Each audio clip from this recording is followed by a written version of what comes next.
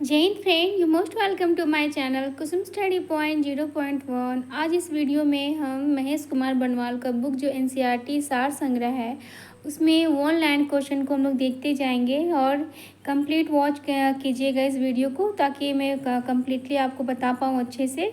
और ये जितने भी एग्ज़ाम्स होने वाले हैं, आरआरबी ग्रुप डी या फिर एसएससी, जो भी एग्ज़ाम आप देने वाले हैं नेक्स्ट एग्ज़ाम, काफ़ी इंपॉर्टेंट है सारे क्वेश्चन। तो ये आज का जो टॉपिक है वो है साइंस एंड टेक्नोलॉजी। तो साइंस एंड टेक्नोलॉजी का अगर अच्छा रिस्पॉन्स आया इस वीडियो का तो मैं फटाफट कंप्लीट करा दूंगी। और इसमें आज का जो टॉपिक है वो है जैव प्रौद्योगिकी मतलब बायोटेक्नोलॉजी। तो इसमें क्वेश्चन देखते हैं, कुछ ऐसे क्वेश्चन जो अगर दिक्कत होगा तो हमें ट्रिक के माध्यम से लर्न कराने का प्रयास करूँगी। तो चलिए आइए देखते हैं क्वेश्चन को हम लोग। फर्स्ट यहाँ पे जो क्वेश्चन है टॉपिक ये पॉइंट वाइज है, तो यहाँ देखते जाते हैं हम लोग। आनुवांशिक रोगों की पूर्व सूचना प्राप्त करने की तकनीक क्या कहलाती है? तो इसको कहते हैं जेनेटिक प्रौद्योगिकी मतलब जेनेटिक टेक्नोलॉजी। जीनोम का संपूर्ण ज्ञान सर्वप्रथम किस पौधे से प्राप्त हुआ था? जीनोम का संपूर्ण ज्ञान सर्वप्रथम किस पौधे से प्राप्त हुआ था? आंसर हो जाएगा एरोबिडोप्सिस। देखिए कितना लंबा नाम है, बायोलॉजी का नाम थोड़ा सी लॉन्ग रहता है। नामक पौधे से जीनोम का संपूर्ण ज्ञान सर्वप्रथम किस पौधे से प्राप्त हुआ था? तो एरोबिडोप्सिस करके कुछ नाम था पौधे का। नेक्स्ट बढ़ते हैं। पैतृकता मतलब हेरिडिटी सिद्ध करने के लिए किस तकनीक का प्रयोग किया जाता है? पैतृकता हेरिडिटी सिद्ध करने के लिए किस तकनीक का प्रयोग किया जाता है? आंसर हो जाएगा डीएनए फिंगरप्रिंट को। यहाँ पे है शॉर्ट में आपका थोड़ा सा ये एक्सप्लेनेशन दिया हुआ है। गुणसूत्र यानी क्रोमोसोम डीएनए जिसका फुल फॉर्म होता है डीएनए का डीएक्सो राइबोन्यूक्लिक एसिड एवं हिस्टोन प्रोटीन से निर्मित होता है। जो गुणसूत्र होता है वो डीएनए एवं हिस्टोन प्रोटीन से निर्मित होता है। नेक्स्ट है डीएनए परीक्षण मतलब डीएनए टेस्ट की तकनीक किसके द्वारा विकसित की गई? तो ये हो जाएगा डॉक्टर एलेक जिफ्रीज द्वारा। जो डीएनए की जो टेस्ट है वो किसके द्वारा विकसित की गई है? डॉक्टर एलेक जेफ्रीज द्वारा। डीएनए यहाँ पे डीएनए अगर लंबे टाइम तक अगर आप चाहते हैं कि इसको याद रहे तो डीएनए मतलब देने देने देने देने देने। तो वो एक आदमी बोलेगा ठीक है ले ले ले लेके लेके लेके लेके लो फ्रिज में रख दो, ठीक, तो देने लेके। तो ये शॉर्ट थोड़ा सा मैं ट्रिक के माध्यम से याद करने में काफ़ी हेल्प मिलता है। नेक्स्ट है भारत के किस वैज्ञानिक ने ट्रांसजेनिक सिल्कवॉर्म का विकास किया था? प्रोफेसर गोपीनाथ ने। ट्रांसजेनिक सिल्कवॉर्म का विकास किसने किया? तो प्रोफेसर गोपीनाथ ने। ठीक, नेक्स्ट 2AD किसका उदाहरण है? 2AD किसका उदाहरण है? खरपतवार नाशी हेर्बिसाइड्स का नाम है। बायोचिप में क्या होता है? आरएनए डीएनए तथा प्रोटीन होता है। बायोचिप में क्या होता है? आरएनए डीएनए और तथा प्रोटीन होता है। राष्ट्रीय रोग प्रतिरक्षा संस्थान जिसे कहते हैं नेशनल इम्यूनोलॉजी इंस्टीट्यूट कहाँ स्थित है? ये है स्थित है नई दिल्ली में। नेक्स्ट है किस वैज्ञानिक को प्रतिरक्षा विज्ञान का जनक माना जाता है? मतलब प्रतिरक्षा इम्यूनोलॉजी का फादर किसे कहा जाता है? तो ये हो जाएगा एडवर्ड जेनर का। नेक्स्ट है भारत का कौन सा एकमात्र शोध संस्थान डीएनए फिंगरप्रिंटिंग जैव तकनीक से संबंधित है? तो ये हो जाएगा answer cellular and molecular biology केंद्र हैदराबादी। बहुत इंपॉर्टेंट, बहुत PBI क्वेश्चन है, ये कई बार पूछा जा चुका है कि भारत का कौन सा एकमात्र शोध संस्थान डीएनए फिंगर प्रिंटिंग जैव तकनीक से संबंधित है, जो है कहाँ है? वो है आपका हैदराबाद में। इसको थोड़ा सा एक्सप्लेन देखते हैं। राष्ट्रीय डेयरी शोध संस्थान के वैज्ञानिकों द्वारा अगस्त 2010 में हरियाणा के करनाल में गरिमा 2 नामक एक क्लोन जिसे भैंस विकसित की गई थी। PBI, ठीक ना, ये साइंस टेक्नोलॉजी में देखिएगा। यहाँ पे जो कहा जाता है कि नेशनल डेयरी रिसर्च इंस्टीट्यूट कहाँ पे स्थापित किया गया था? हरियाणा के करनाल में। ठीक, डायरी डेयरी वाला दूध वाला, तो ज़्यादा हरियाणा में बहुत ज़्यादा दूध होता है, लोग ज़्यादा उसी का जाट वहाँ लोग रहते काफ़ी खाते रहते हैं, घी मक्खन दही दूध। तो भैंस वहीं का क्लोन वहाँ बनाया गया था। भैंस बहुत ज़्यादा दूध देता है, वहाँ पे बहुत ज़्यादा दूध का प्रोडक्शन होता है, इससे आप लोग याद कर सकते हैं थोड़ा सा ट्रिक लगा के। एक ऐसी जैविक रचना जो एकमात्र जनक माता अथवा पिता से अलैंगिक विधि द्वारा उत्पन्न होती है क्या कहलाती है? क्लोन। क्लोन किसे कहते हैं? एक ऐसी जैविक रचना जो एकमात्र जनक माता अथवा पिता से अलैंगिक विधि द्वारा उत्पन्न होती है, मतलब कोई एक ही यहाँ पे क्या चाहिए जेंडर से हो जाता है, ये इसका उत्पन्न किया जाता है, उसको बोलते हैं क्लोन। नेक्स्ट है मनुष्य द्वारा निर्मित आनुवांशिक रूप से अभियंत्रित प्रथम जीवित जीव कौन सा है? वो है डॉली। नेक्स्ट है वैज्ञानिकों ने किस मास्टर जीन की खोज की है जो अनेक प्रकार के कैंसर के लिए उत्तरदायी माना जाता है? वैज्ञानिक ने किस मास्टर जीन का खोज की है जो अनेक प्रकार के कैंसर के लिए उत्तरदायी माना जाता है? तो ये हो जाएगा UTX जीन, मतलब ये सही जीन है जो कैंसर के लिए क्या होता है, ये रिस्पॉन्सिबल रहता है। नेक्स्ट है विश्व स्तर प्रोग्राम मानव जीनोम परियोजना का उद्देश्य क्या है? इसका उद्देश्य क्या है? तो मानव जीनों और उनके अनुक्रमों की पहचान और मानचित्रण करना। नेक्स्ट है परख नली शिशु जिसे कहते हैं टेस्ट ट्यूब बेबी के जन्म के लिए निषेचन फर्टिलाइजेशन कहाँ किया जाता है? तो माता के शरीर में किया जाता है। टेस्ट ट्यूब बेबी जो बच्चा होता है वो कहाँ इसका निषेचन फर्टिलाइजेशन किया जाता है? माता के शरीर के बाहर किया जाता है, मतलब माता के शरीर से कोई मतलब नहीं है। नेक्स्ट है वह बच्चा जिसमें DNA का अधिकांश भाग उसके माता एवं पिता तथा कुछ भाग किसी महिला प्रदाता से प्राप्त होता है क्या कहलाता है? तो हो गया 3 पेरेंट बेबी। यहाँ पे तो उसे दिख रहा है कि 3 पेरेंट है। नेक्स्ट है किस वैज्ञानिक को सुजननिकी का जनक कहा जाता है? सुजननिकी का जनक कहा जाता है, तो हो गया फ्रांसिस गाल्टन। अब इस सुजननिक क्या होता है? टेक्नोलॉजी का ही कुछ वर्ड है, इसका अगर ठीक कुछ बन पाता है यहाँ पे तो सुजननिकी का जनक सुजन्नी फ्रांसिस गाल्टन। चलिए ये सब क्वेश्चन कभी आने से रहा। जेम्स डी वॉटसन तथा फ्रांसिस क्रिक, देखिए जेम्स वॉटसन और फ्रांसिस क्रिक द्वारा DNA की संरचना के द्विहेलिक्स संरचना जैसे डबल हेलिक्स स्ट्रक्चर को पहली बार वर्ष 1953 में प्रस्तुत किया गया था। ये जो डबल हेलिक्स वाला जो क्वेश्चन है ना कि किसके द्वारा संरचित किया गया था, ये कई बार क्वेश्चन आ चुका है, VVI क्वेश्चन कर लीजिएगा। और वॉटसन और फ्रांसिस क्रिक, ठीक ना, ये DNA का संरचना किए हैं कौन? डबल हेलिक्स का। अब इसको याद कैसे रखिएगा, हमेशा याद रहेगा। देखो DNA मतलब कोई आप किसी को मांग रहे कुछ देना DNA जहाँ तक देना आप कर ले सीख जाइए, ठीक ना। देना तो एक बोलता है हटसन उसको भगा दिया, हटना किक मार के भगा दिया, ठीक ना। वॉटसन किक मारा और देना DNA को नहीं मिला। तो इस तरह DNA जहाँ भी आएगा इस तरह नाम आपको जहाँ दिखेगा आप टिक लगाने में काफ़ी आपको हेल्प मिलेगा। नेक्स्ट देखते हैं जीनो ट्रांसप्लांटेशन से तात्पर्य क्या है? जो जीनो ट्रांसप्लांटेशन इसको क्या बोलते हैं? एक प्रजाति से दूसरे प्रजाति के अंगों का प्रत्यारोपण। यहाँ पर देखिए यहाँ पे ट्रांसप्लांटेशन हो रहा है तो यहाँ पे प्रत्यारोपण ही हो जाएगा, ये बहुत ज़्यादा टफ नहीं है। नेक्स्ट है आप एक्सप्लेनेशन देखते हैं। अनुवांशिक अभियांत्रिकी मतलब जिन्हें जेनेटिक इंजीनियरिंग से बैंगन की एक नई किस्म बीटी बैंगन ठीक विकसित की गई है जिसका लक्ष्य है नशक जीव सह बनाना है। नेक्स्ट देखते हैं भारत में जैव प्रौद्योगिकी विकास की स्थापना किस वर्ष की गई थी? वर्ष 1986 में की गई थी।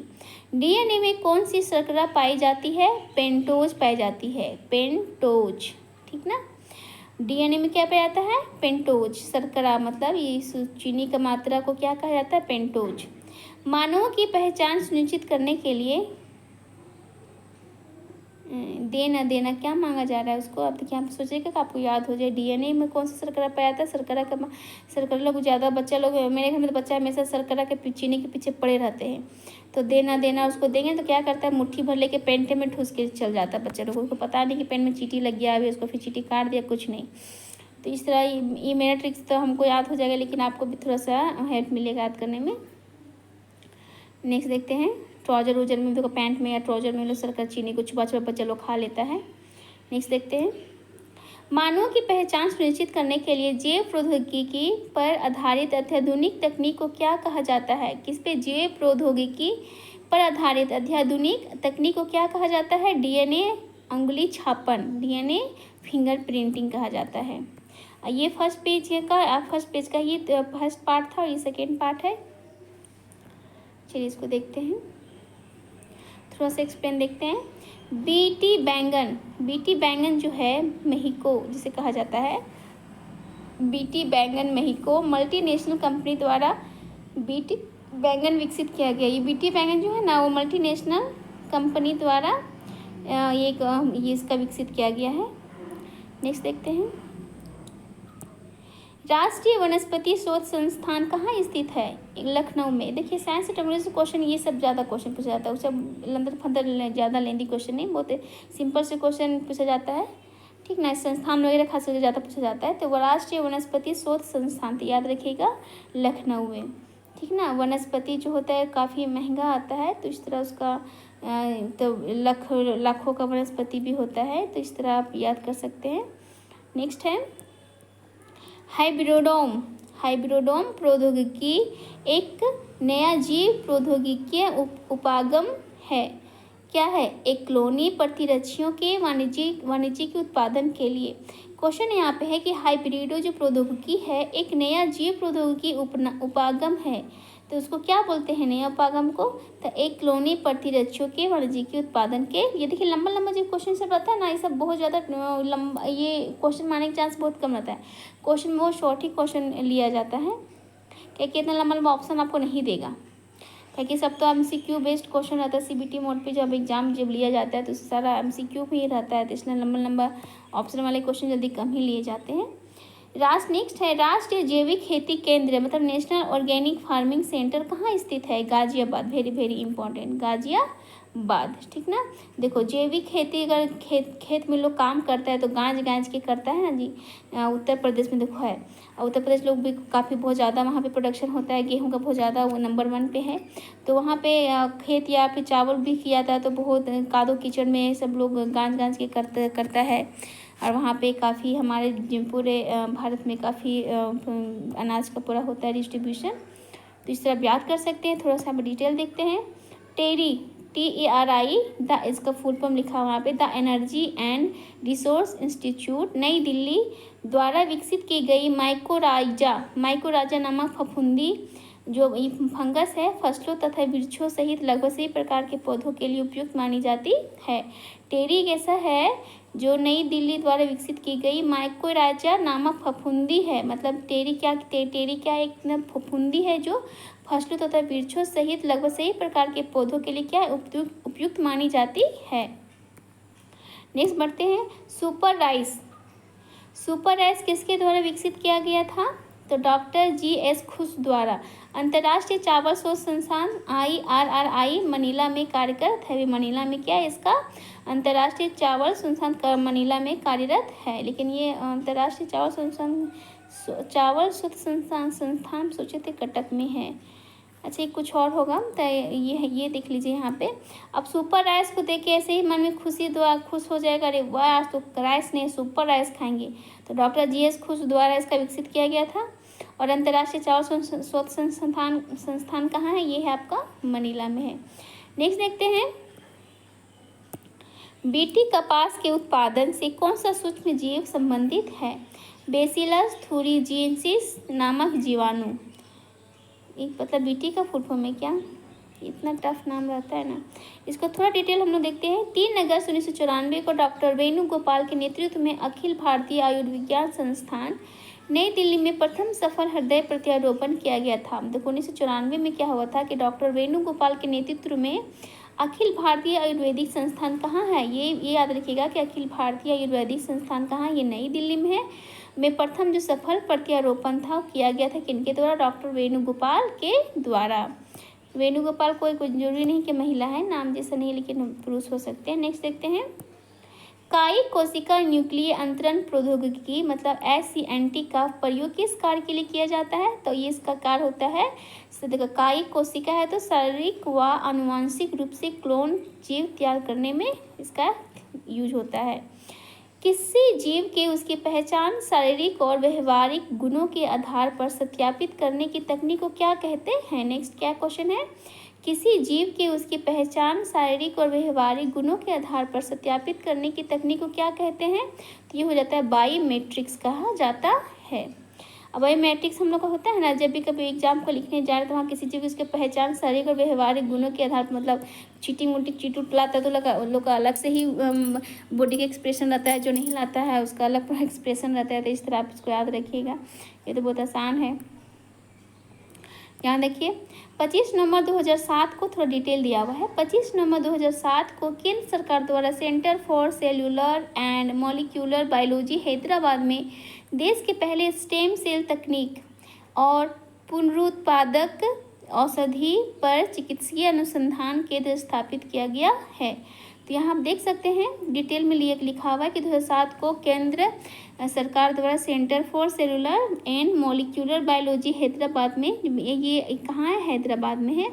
पहले स्टेम सेल तकनीक का पहला सबसे प्रयोग कहाँ किया था, वो हैदराबाद में मॉलिक्यूलर बायोलॉजी में किया गया था। नेक्स्ट बढ़ते हैं, क्वेश्चन है नेक्स्ट देखिए, भारत का पहला जैव प्रौद्योगिकी जिला कौन सा है। तो ये हो जाएगा एर्नाकुलम केरल में। प्रौद्योगिकी जैव विज्ञान कौन सा हो जाएगा, एर्नाकुलम में। ये देखिए बहुत इंपॉर्टेंट क्वेश्चन है। नेक्स्ट देखिए, भारत में पोलियो वैक्सीन का निर्माण किसके द्वारा किया गया था। भारत इम्यूनोलॉजिकल एवं बायोलॉजिकल कॉरपोरेशन बुलंदशहर के उत्तर प्रदेश के द्वारा किया गया था पोलियो वैक्सीन का निर्माण। मतलब यहाँ पे कोई पर्सन का नाम नहीं है, यहाँ पे देखिए ये है कोई संस्था है जो भारत इम्यूनोलॉजिकल एवं बायोलॉजिकल कॉरपोरेशन के द्वारा, जो कहाँ है, बुलंदशहर उत्तर प्रदेश में, उसके द्वारा पोलियो वैक्सीन का निर्माण किया गया था। थोड़ा सा डिटेल यहाँ पे हम लोग देखते हैं। प्रसव पूर्व एमनियोसेंटेसिस विधि से भ्रूण का लिंग ज्ञात किया जाता है, ठीक ना। ये सब क्वेश्चन बहुत ज़्यादा, ये बहुत शॉर्ट चैप्टर है इसलिए मैं इसको ली थी, लेकिन इसमें बहुत ज़्यादा इंपॉर्टेंट क्वेश्चन नहीं बनते हैं। 2-4 क्वेश्चन जो आते हैं लेकिन समझ में नहीं आते। क्वेश्चन देता कहाँ है कंपटीशन में, लेकिन बस क्वेश्चन यहीं से सब आते सब पकड़ने के लिए 2-4 क्वेश्चन को, थोड़ा सा इसमें ज़्यादा लंबे चैप्टर्स नहीं हैं, तो आप बने रहें वीडियो में। अगर आप चैनल पर फर्स्ट टाइम आए तो I request please subscribe the channel और वीडियो को लाइक और शेयर जरूर करें।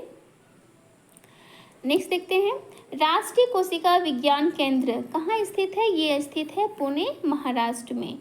शरीर की उन, देखिए राष्ट्रीय कोशिका विज्ञान केंद्र पुणे में, ठीक, शॉर्ट में होता है। कोशिका भी बहुत हमारा नग्न, जो नग्न बोलते हैं, मतलब ये हम लोग नग्न आँख से देख नहीं पाते, कोशिका बहुत छोटा होता है, तो पुणे भी कितना छोटा नाम है, तो उसी तरह याद कर सकते हैं आप। नेक्स्ट क्वेश्चन है, शरीर की उन कोशिकाओं को क्या कहा जाता है जिनमें शरीर की किसी भी प्रकार की कोशिकाओं में विभाजन। नेक्स्ट क्वेश्चन देखते हैं, शरीर की उन कोशिकाओं को क्या कहा जाता है जिनमें शरीर की किसी भी प्रकार की कोशिकाओं में विभाजन तथा विशिष्टीकरण की क्षमता है और जो कई गंभीर बीमारियों पर शोध का केंद्र बिंदु है। तो ये हो जाएगा आपका कायिक कोशिकाएं। Next question, institute of microbial technology कहाँ स्थित है। ये स्थित है आपका चंडीगढ़ में। नेक्स्ट बढ़ते हैं, जिसका निर्माण 1984 में किया गया था। नेक्स्ट क्वेश्चन है, अंगुलियों के निशानों को बहुरंगीय सतह पर उभारने हेतु किस रसायन का प्रयोग किया जाता है। ये होता है आंसर फ्लोरोसेंट पाउडर। बहुत इंपॉर्टेंट है कि अंगुलियों के निशानों को बहुरंगीय सतह, मतलब वोट वगैरह में जो दिया जाता है, शायद यही मेरे ख्याल से एक रसायन का यूज किया जाता है, फ्लोरोसेंट पाउडर का। नेक्स्ट है, ऐसे सूक्ष्म जीव जिनका प्रयोग करके पौधों को पोषक तत्वों की प्राप्ति कराई जा सकती है क्या कहलाते हैं। जैव, आंसर हो जाएगा जैव उर्वरक कहा जाता है। नेक्स्ट है, राष्ट्रीय पादप जैव प्रौद्योगिकी केंद्र कहाँ स्थित है। तो ये हो जाएगा आपका नई दिल्ली में। मोस्ट ऑफ देख सकते हैं जो इंस्टीट्यूट है यहाँ पे नई दिल्ली में स्थित है। तो राष्ट्रीय पादप जैव प्रौद्योगिकी केंद्र कहाँ है, नई दिल्ली में है। नेक्स्ट है, लखनऊ में विश्व का दूसरा तथा एशिया का प्रथम डीएनए बैंक कहाँ स्थापित किया गया है? तो ये हो जाएगा आपका बायोटिक पार्क में। बायोटिक पार्क लखनऊ में। अच्छा, लखनऊ में विश्व का, लखनऊ में यहाँ पे जगह का नाम दिया हुआ है कि विश्व का दूसरा, ये बहुत इंपॉर्टेंट क्वेश्चन है, विश्व का दूसरा तथा एशिया का प्रथम डीएनए बैंक। तब एशिया का प्रथम डीएनए बैंक कहाँ स्थित है? लखनऊ में। कौन सी जगह पे? बायोटिक पार्क में। थोड़ा डिटेल यहाँ पे देखते हैं। जब कोई जीन एक या दो से अधिक भिन्न भिन्न लक्षणों को एक साथ नियंत्रित करता है तो यह स्थिति बहुप्रभावित कहलाती है। बहुप्रभाविता कहलाता है। जब कोई जीन एक या दो से अधिक भिन्न भिन्न लक्षणों को एक साथ नियंत्रित करता है तो यह स्थिति बहुप्रभाविता कहलाता है, मल्टीपोलरिटी कहलाता है। नेक्स्ट क्वेश्चन है, सुनहरे धान में बीटा कैरोटीन निर्माण करने वाले जीन को किस नाम से जाना जाता है? इसे कहा जाता है फाइटोन सिंथेज तथा फाइटोन डिजाटुरेज। नेक्स्ट पढ़ते हैं, देश में दो प्रमुख उत्तक संवर्धन पायलट संयंत्र कहाँ स्थापित किए गए हैं? आंसर हो जाएगा राष्ट्रीय रासायनिक प्रयोगशाला पुणे तथा टाटा ऊर्जा अनुसंधान संस्थान नई दिल्ली। नेक्स्ट बढ़ते हैं, कौन सा जीव पौधों को नुकसान पहुंचाने वाले कीटों एवं अन्य आर्थ्रोपोड्स को नष्ट करता है? कौन सा जीव पौधों को नुकसान पहुंचाने वाले कीटों एवं अन्य आर्थ्रोपोड्स को नष्ट करता है? आंसर हो जाएगा बेकुलोवायरस। नेक्स्ट देखते हैं, देखिए यहाँ पे लिखा हुआ है CRISPR-Cas9, ये कुछ किसी का फुल फॉर्म है। प्रौद्योगिकी किस लिए प्रयोग की जाती है? तो इसका आंसर हो जाएगा CRISPR-Cas9 जो प्रौद्योगिकी है वो किसके लिए प्रयोग की जाती है? तो आंसर हो जाएगा जीनोम के कुछ भागों को डीएनए अनुक्रमों से निकालने, जोड़ने या बदलने में सक्षम बनाती है। तो ये कुछ पेज था, 2 ही पेज था, डिटेल्स में बताई इसमें। तो उम्मीद है आपको वीडियो अच्छा लगा होगा। ये कहाँ से आ गया? 1 सेकेंड। तो और भी ज़्यादा लंबा चैप्टर नहीं है, तो नेक्स्ट चैप्टर के लिए वीडियो में रोज़ बने रहे। वीडियो अच्छा लगा हो तो जरूर लाइक कमेंट जरूर करिए, अगर और अच्छी वीडियो चाहिए तो। चलिए बढ़ते हैं नेक्स्ट वीडियो में, तब तक आप सबका thanks for watching this video. And channel पर फर्स्ट टाइम आए तो जरूर सब्सक्राइब कीजिएगा वीडियो को। ठीक, बढ़ते हैं, मिलते हैं नेक्स्ट वीडियो में।